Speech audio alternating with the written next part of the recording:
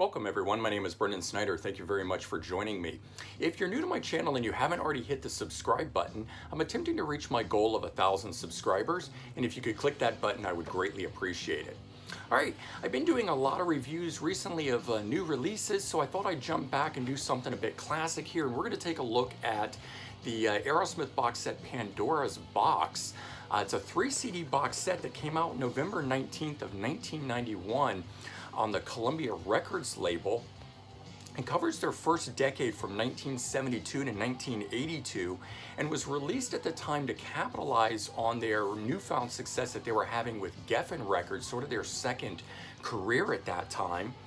And the 3 CDs that are in here have alternate versions, previously unreleased songs, live renditions, remixes, and it even covers some solo material from Joe Perry and Brad Whitford, who left during the late part of the career during this first decade. Now, of interesting note, this box set has had 3 different versions over the years. This first version here, referred to as the display box or the cardboard box version of it, which is the one we're going to go through here, but later on they downsized it to a triple jewel case size box, so a very small box, and shrunk the booklet as well. Actually no box at all, just the jewel case. And then later they had one that I would refer to as like a hardback book version of it, which is sort of in between. It's about half the size of the box set, and of course a little bit bigger than the jewel case version. But I just checked on Amazon, and the one that's currently in print and that they're selling is this one here, the display box version. So pretty cool that this is the one that's back in print and it's available still for you guys to get. Now, jumping back in Aerosmith's career so we can understand what is covered on this box, they formed in Boston, Massachusetts in 1970, and Aerosmith is one of the only bands from the 70s that still has all original members. The only other band that comes to mind at the moment is ZZ Top.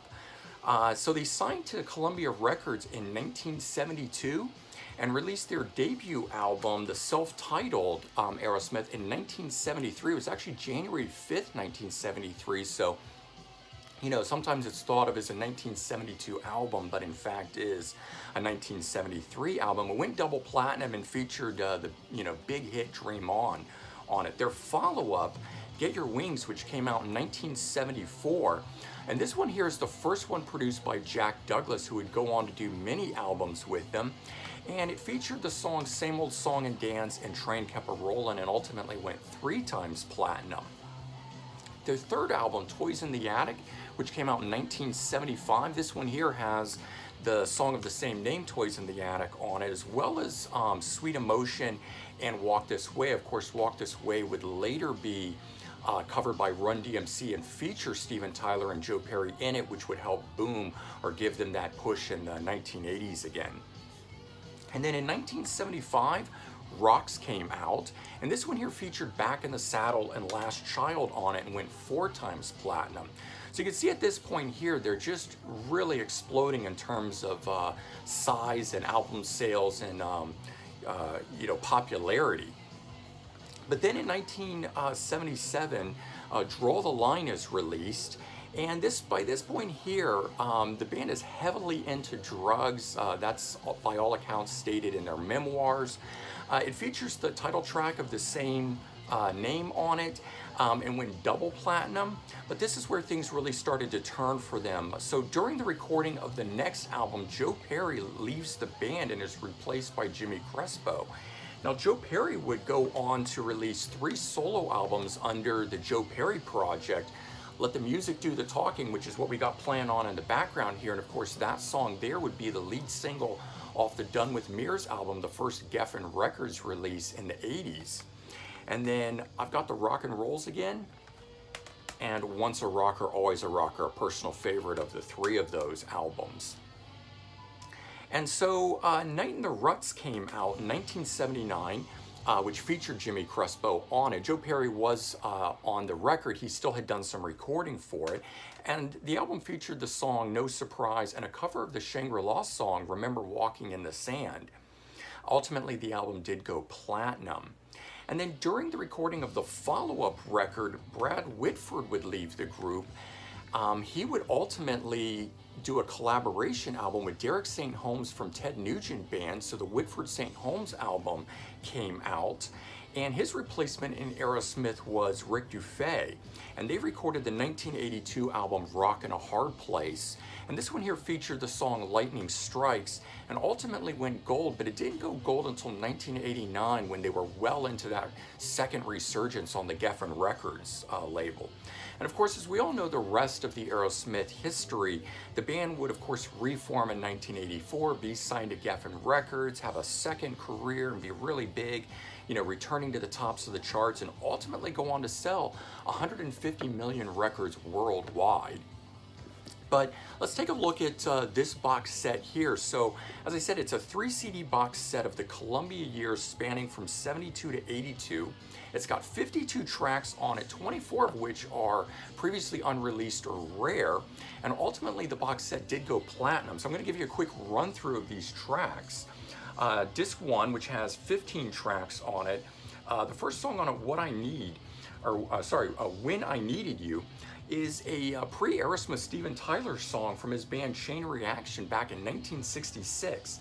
Then it has Make It from Aerosmith, Move Out, which is an unreleased alternate recording from the Aerosmith sessions, One Way Street from Aerosmith, On the Road Again, which is an unreleased song from Aerosmith sessions in 72, Mamakin from Aerosmith, Same Old Song and Dance off of Get Your Wings, Train Kept a Rolling, and Seasons of Wither, also from the Get Your Wings album, Write Me a Letter, which is an unreleased live track from 76, then Dream On from Aerosmith back in 72, Pandora's Box off of the Get Your Wings album, Rattlesnake Shake, unreleased live recording from 71, Walkin' the Dog, which is an unreleased live radio broadcast from 71, and Lord of the Thighs from the Texas Jam in 78. And I like that they put a couple live tracks from 71 before they were signed on here.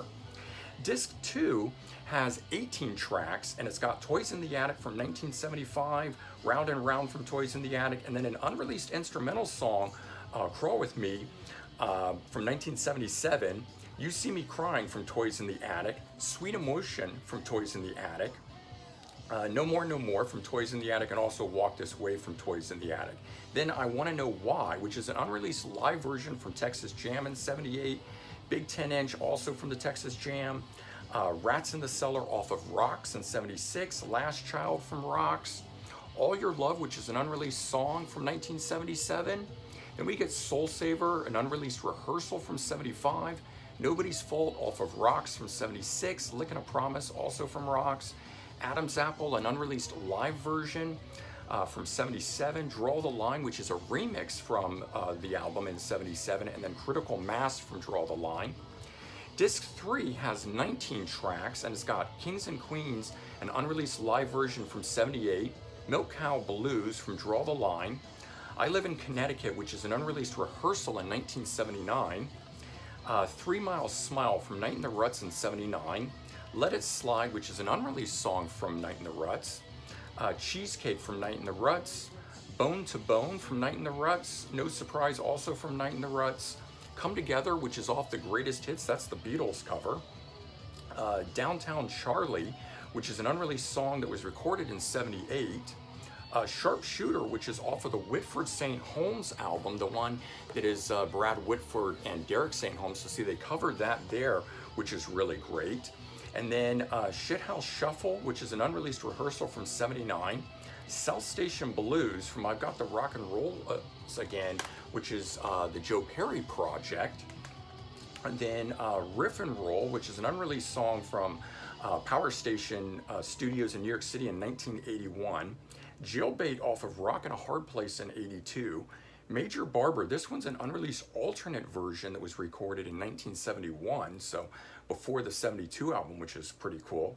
Chip Away the Stone, which is an unreleased alternate version from 1978. Then Helter Skelter, the Beatles cover, which is an unreleased song, and Back in the Saddle off of Rocks in 76. So let's take a quick look inside this box. So there's the spine of it. I really like these old style box sets. You can see all the cool track listing there and the great detail and the size that these things are. And it's just a lift top box that does that. And right on top, we've got the book. And I'll thumb through that in a second. And then you can see the discs in here. They're jewel cases. and they just lift out. Each one is done like a full CD, jewel case, which a lot of, box sets these days don't do this. There's nothing in the booklet, it's just a single insert like that. And each one of these do the same thing, so I'm not gonna pull them all out, but I'll give you guys a view through this booklet, which I really like here, and the way that this is done.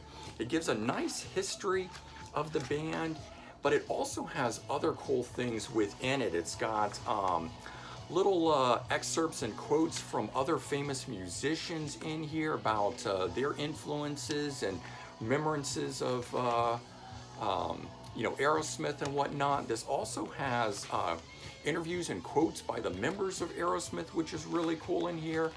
And they do go track by track, and you get a take from each of the members on it. There you can see we're going through the songs that are in here, where these guys are talking about them, and so you get that as well. And then another thing here towards the back of this that's really cool is that they put song lyrics in here from songs that tell the story of Aerosmith. So you get Mamakin and Dream On, No More, No More, I Want to Know Why, and Nobody's Fault. These are all songs that tell the story, and no surprise. So if you want to know the audio history, so to speak, you could listen to those. And of course, they show you all the albums in the back of it here. So, and all in all, a really cool book. I think it's a great collection of tracks that covers not only the hits, but with 24 previously unreleased and rare versions of songs on here. I think it really makes it worthwhile having in the collection. All right, I hope you guys enjoyed this, and if you did, please remember to comment, like, and subscribe. Let me know your thoughts, and I hope everyone has a great day. Take care. Bye-bye.